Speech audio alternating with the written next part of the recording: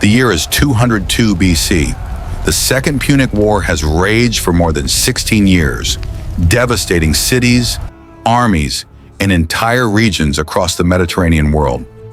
Hannibal Barca, Carthage's greatest general, has spent over a decade fighting on Italian soil, winning legendary victories against Rome at Trebia, Lake Trasimene, and Cannae.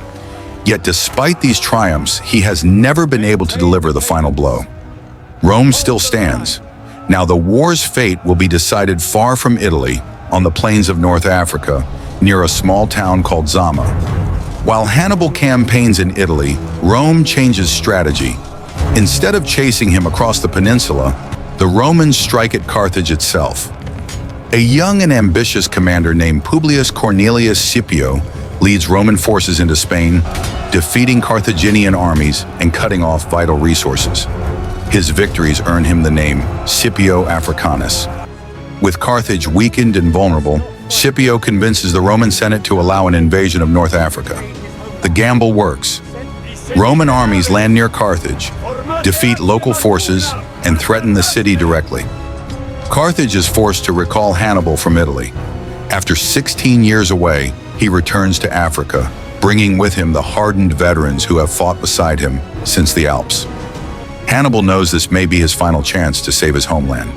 He attempts negotiations with Scipio, hoping to avoid a final catastrophic battle, but Scipio refuses. Both commanders understand that the war will end only when one of them is destroyed. The two armies meet near Zama in open terrain, far from cities and forests, ideal ground for maneuver warfare.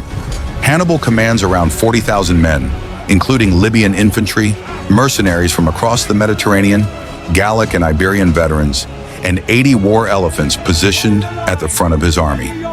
Scipio's Roman force numbers roughly 35,000, supported by thousands of Numidian cavalry led by King Massinissa, Carthage's former ally turned Rome's greatest African asset. Hannibal plans to use his elephants to break the Roman formation before his infantry closes in. He arranges his army in 3 lines. The first consists of mercenaries and newly raised troops. Behind them stand Carthaginian citizen soldiers. In the rear, Hannibal positions his elite Italian veterans, his most experienced and loyal fighters, whom he holds back as a decisive reserve. Scipio, however, anticipates the elephant attack.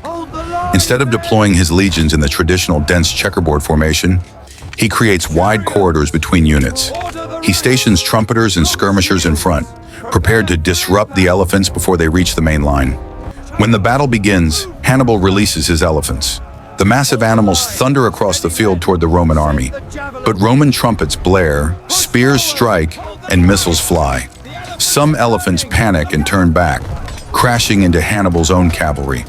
Others charge straight into the Roman corridors, where they are safely guided through and killed from the sides. The elephant assault fails completely. With his opening blow neutralized, Hannibal orders his infantry forward. His first line of mercenaries clashes with Roman legionaries in brutal close combat. The fighting is savage, but disorganized. The mercenaries eventually break and retreat toward the second line. Hannibal attempts to rally them, but the retreating troops collide with his citizen soldiers, creating confusion and disorder. The Roman legions press forward relentlessly, driving both lines back and shattering their cohesion. Hannibal then commits his final and most powerful force, his Italian veterans. These hardened troops advance in disciplined formation, stopping the Roman momentum and forcing a new battle line to form. For the first time that day, the Romans are pushed back. The fighting becomes evenly matched, brutal, and exhausting. Victory hangs in the balance. Meanwhile, the cavalry battle decides the fate of the field. Massinnissa's Numidian horsemen and Roman cavalry drive off Hannibal's mounted forces early in the engagement. Instead of pursuing too far, they later return at the perfect moment. As Hannibal's veterans struggle against the Roman infantry, Roman cavalry crashes into the Carthaginian rear. The effect is devastating. Hannibal's veterans find themselves surrounded. Discipline collapses, the Carthaginian line breaks, and the battle turns into a massacre. Thousands are cut down as they attempt to flee. Hannibal himself barely escapes the field. The Battle of Zama ends the Second Punic War. Carthage is forced to surrender, give up its fleet, pay enormous reparations, and abandon all overseas territories. It will never again be a major military power.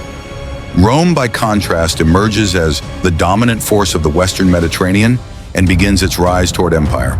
Zama is remembered not only as Hannibal's final defeat, but as one of history's greatest examples of tactical adaptation.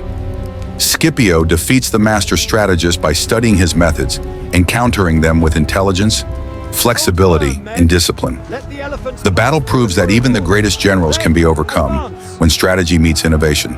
The Battle of Zama marks the end of Carthaginian resistance and the beginning of Roman supremacy. It is the moment when Rome steps onto the path toward ruling the ancient world.